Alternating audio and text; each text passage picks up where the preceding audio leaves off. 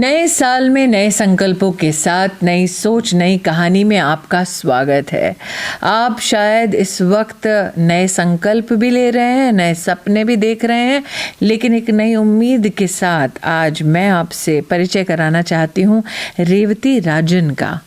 आपने हमारे पिछले एपिसोड में सुना सलमा सुल्तान की कहानी को, रिनी साइमन को, प्रियंका टिक्कू को, राजश्री जी को, कल्याणी जी को, वसुधा को, दीपक संधू जी को। लेकिन वो सिलसिला वहीं तक सीमित नहीं, क्योंकि कहानियाँ अनगिनत हैं।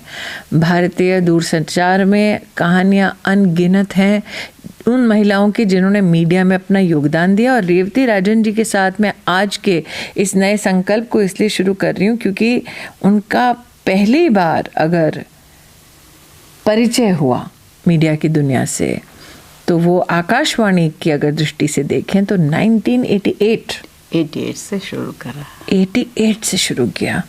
रेवती जी ने राष्ट्रपति अब्दुल कलाम जी के साथ काम किया, प्रधानमंत्री अटल बिहारी वाजपेयी जी के साथ काम किया। अब वो छवि उतारती हैं प्रधान सेवक नरेंद्र मोदी की, उनके साथ भी करा। और दिल्ली तमिल संगम के माध्यम से अवार्ड भी मिला। आपको धीरे धीरे आवाज़ सुनाई दे रही है? यही है रेवती राजन।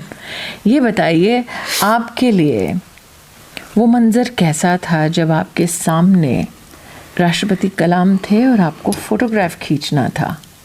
अब वो तो ऐसे व्यक्ति नहीं थे जिनकी मीडिया में ज़्यादा रुचि रही हो, पढ़ते ज़्यादा होंगे? पढ़ते ज़्यादा थे और वो फ़ोटो के लिए वो बहुत ज़्यादा इरिटेट होते थे, नहीं खींचना है मेरा।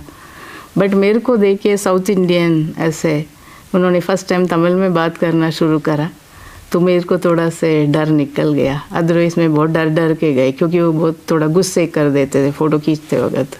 तो मीडिया से अपना ज़्यादा पीआर नहीं करना चाहते थे, वो अपने काम के दम पर जाना चाहते। पढ़ते लिखते इतना मतलब उस पर। फिर बोला ठीक है आप मेरा फ़ोटो खींच लो। तो जब आपने उनको पहली बार फोटोग्राफ दिखाया जो आपने डॉक्टर कलाम का खींचा तो उनका क्या रिएक्शन था? बोला नहीं बहुत बढ़िया खींचा ऐसे लेडी।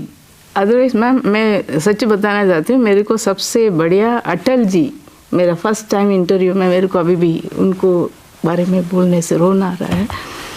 उन्होंने फर्स्ट टाइम मेरे को देके बोला ऐसे लेडी आपको आगे ही बढ़ना चाहिए। ऑल इंडिया रेडियो में वो वैसे सिंपल आते थे हमारा रिकॉर्डिंग के लिए।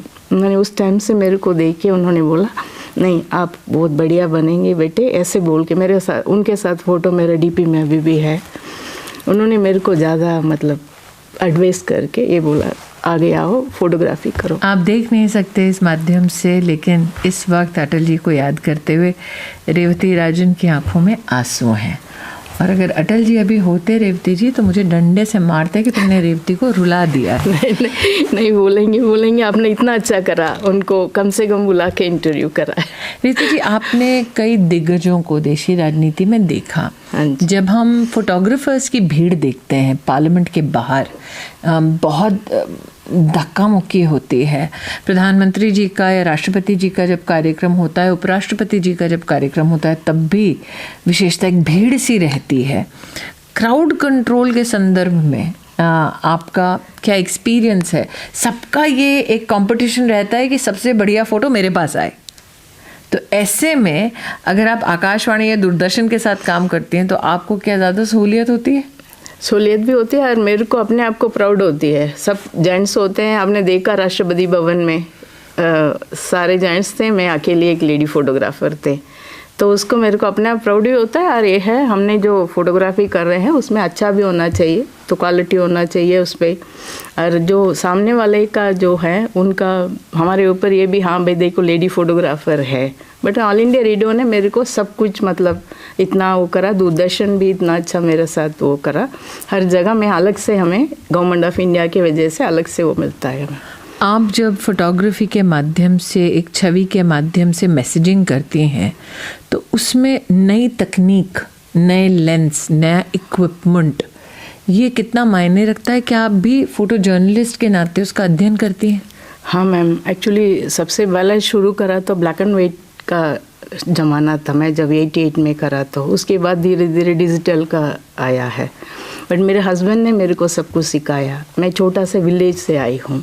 हमारे विलेज में स्कूल भी नहीं कराया मेरे को, 8th स्टैंडर्ड तक ही मैं पढ़ी हूँ। उसके बाद मैंने करस्पॉन्डेंट में कोर्स करा है।